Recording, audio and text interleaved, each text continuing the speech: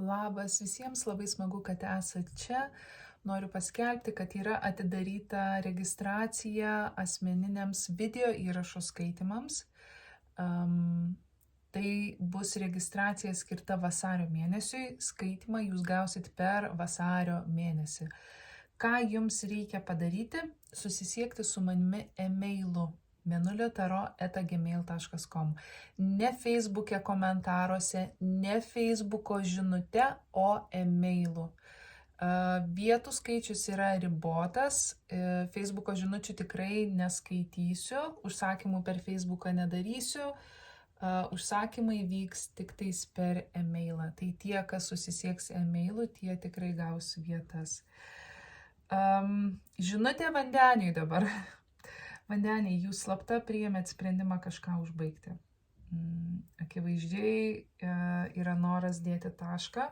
Galbūt tai yra kitas žmogus, kuris priėmė sprendimą užbaigti santykį. Aš tai matau labiau kaip santykį, negu kad kažkokią kitą gyvenimo sritį. Matau, kad bandote vis dar kontempliuoti, kokiais būdais tai daryti. Yra toks tarsi...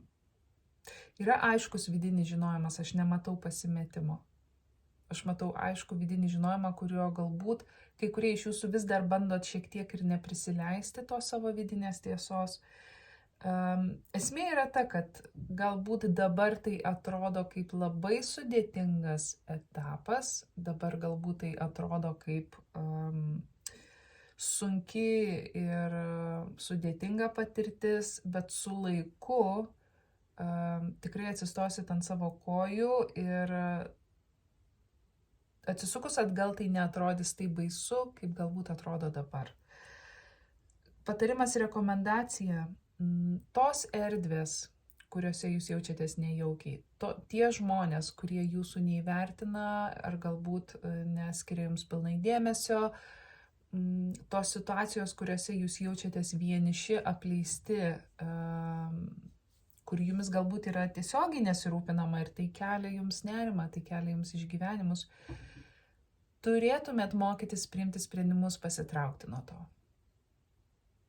Ar ne? Nebepateisinti, nesuteikti kažkokių abejonių tai situacijoje. Tiesiog pasitraukti ir kai kuriems iš jūsų pasitraukti galbūt padės jūsų draugai.